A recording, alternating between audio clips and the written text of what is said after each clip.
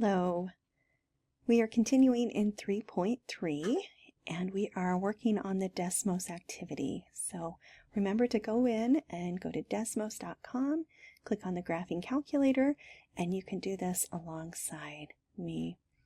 All right, so let's take a look at this one. This time we have y equals a times x squared. And now we want to figure out, what is that a doing to the graph? How is it changing it? So again, we're going to start off with our y equals x squared, because we always compare everything to this one. And now let's type in y equals 3x squared. Look at what happened there. Well, let's answer a couple questions about what happened. So did multiplying by 3, so that 3 out in front, did it cause the vertex to move up to a different location? Well, no, it looks like our vertex is still in the same spot. So let's just answer no here. All right, and then did multiplying by 3 change the shape of the parabola? Yeah, it did. It changed the shape. It made the parabola more narrow. All right, now it wants us to put in y equals 5x squared. So let's go ahead and graph that one. And wow, that one's even more narrow, right? It's skinnier than either of the two. All right, so let's think about why that might be. What is happening here? So 3 was skinny, and then 5 got even skinnier. All right, well, we're thinking about how fast that parabola is going up. So as that number gets larger, we can see that it is making it go up at a faster rate. So that is why these numbers make that happen. Those coefficients out in front, as they are getting bigger, they'll be more narrow. All right, let's take a look at the next part. We want to see on this one, go ahead and type in the equation y equals 1/3 x squared. Now notice I have the 1/3 in parentheses. That's just to make sure that it's reading it, that the 1/3 is all being multiplied by the x squared. All right, so let's graph that. What happened there? Well, it looks like it was made wider, right? So now it is wider. The vertex is still in the same spot, but the shape of the parabola changed. Okay, let's also graph the other one, the 1/8 times x squared, and that one's getting even wider.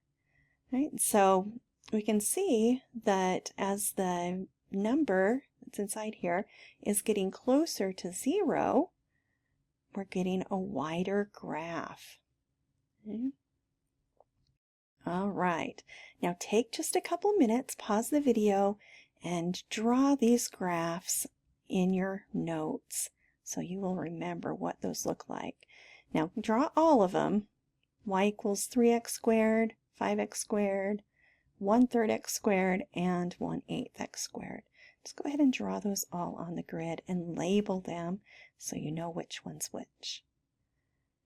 All right, and there's still more though. This a in front does a lot of things to the parabola.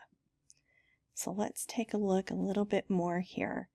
So again, comparing to the y equals x squared graph, now I want you to type in y equals negative x squared. So if we type that equation in, we can see that the graph flips upside down, right? It becomes reflected over the x-axis. And so now it's an upside down parabola. All right, now on this, maybe take a minute and think, what do you think might happen with these before I get these graphed? All right, so y equals 4x squared. So think in your mind what you think it might look like. And what if we have y equals negative? Now notice the negative is on the outside. All right, negative 1/5 times x squared. All right, did you think that that one is going to be right side up and skinny? If so, you were right. And the next one, did you think it was going to be upside down and wider? Then you would be correct. All right?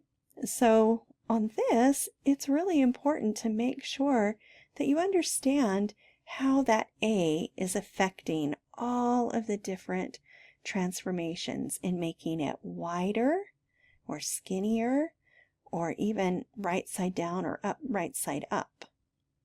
Okay, go ahead and graph those. So feel free to pause the video and get those graphed onto this grid. All right, and let's generalize what's going on here. How does the graph of y equals a to the x squared compare to the basic graph of y equals x squared? So basically we're saying, what is that a doing to our graph? All right, so there's a few things that that a value is doing. It could make our graph skinnier, it could make it wider, or it could make it so it's right side up or upside down.